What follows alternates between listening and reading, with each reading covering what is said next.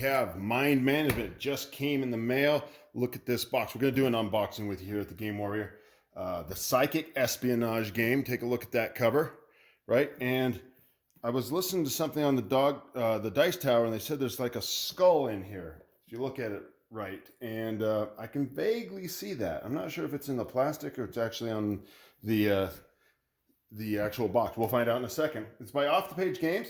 It's a let's see if you can get up in there so you can see that. It's a 1 to 5 player game, ages 13 plus, time 60 minutes, informed consent unlikely, abnormal cognitive behavior probable. I love these little notes they have. I don't know if you can see this on the box. It says, not what it seems there. This one says, don't trust this. This one says, beware of the masses. And I'll see if there's a fourth one. It's the same thing as the other side, I guess. Don't trust this, right? Oh, no, it isn't. It's new. It's... Seriously? Okay, so for those of you who don't know what kind of game this is, it's called a one against many game. Okay, one against many. And what that means, basically, is that your one player is going to... Here, I'll be opening this while we talk. Is going to be chased and moving all over a map, right? And he or she will be chased by all the other players. And there's hidden clues. So you can't see them on the map. On one map, you're moving your person. And on the other map, and you can see a little bit on the back there, this map, the other people are picking up clues and trying to find you. Now, there's two other notable games in this genre. There's probably a lot, but two notable ones. One is Fury of Dracula. So if you haven't checked that out, that's highly rated. And another one is one that we recently played and my wife loves. It's called Letters from Whitechapel, where one player plays Jack the Ripper out murdering ladies, and the rest of the players are cops picking up the clues, chasing them down.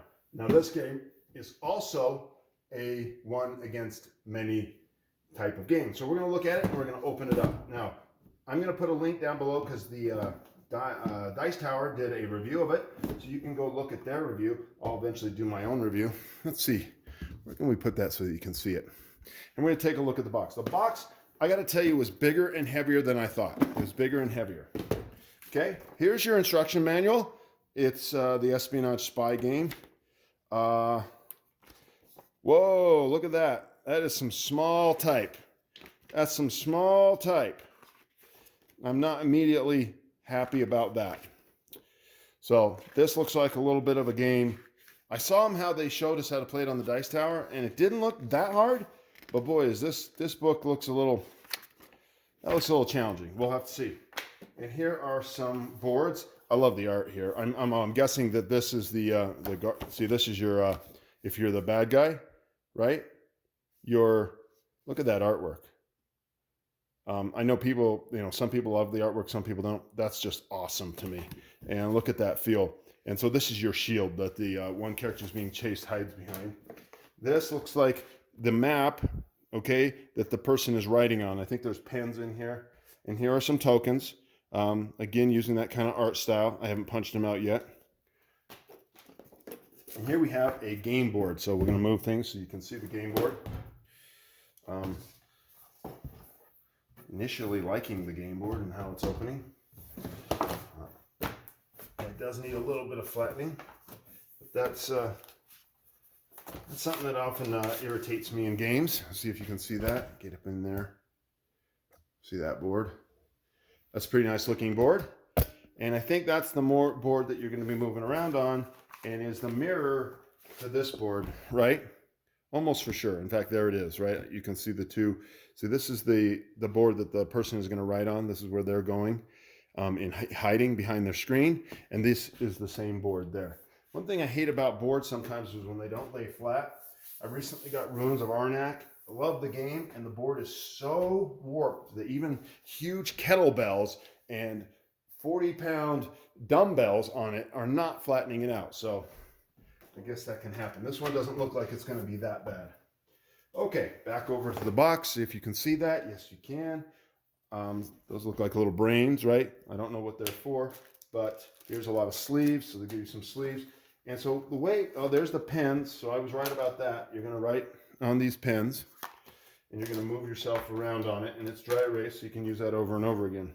Now, the way I understand the game is that there are these little scenarios, okay? There's rogue agents up here, and there's mind management down here. And each time you finish a game, you open a next box, and it gives you some changes to the rules. So we're obviously not going to look at those because those are surprises. And here are the mind management ones. Let me count them. I think there's 7. There's 7, and there's going to be 7, obviously. Well, not always so obvious. Let's see what we got here. We got some little wooden meeples, little black ones. Just judging on what they look like, I have no idea what they're for. Some little stands, so maybe there'll be cards in here that we want to put on the stands, and then little black sliders or stands for something. And then this side is the 7 rogue agent boxes. So as you progress through the game, it does that. So what do I think? This is my opinion. I really like the opening collection here of, oh yeah, and you got your anti-oxygen thing there, so everything stays fresh. The cards look nice. The board looks nice. It's not as flat as I would have liked it.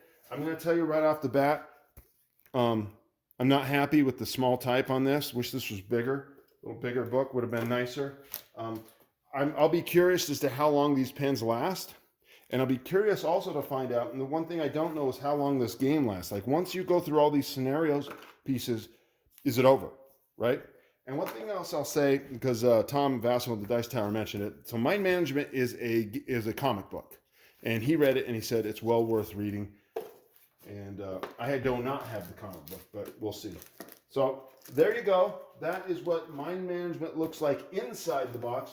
I got to tell you, my favorite part is this shield that the sneaky player is going to play. And I love that crazy artwork on the other side. Everyone looks really sad and messed up. There's a lot of emotion, and I bet you if you read the comic, that makes sense. To me, it doesn't make sense at all, but that's okay. I like the art. I like the feel. Okay, everybody, that's Mind Management, the unboxing by the Game Warrior.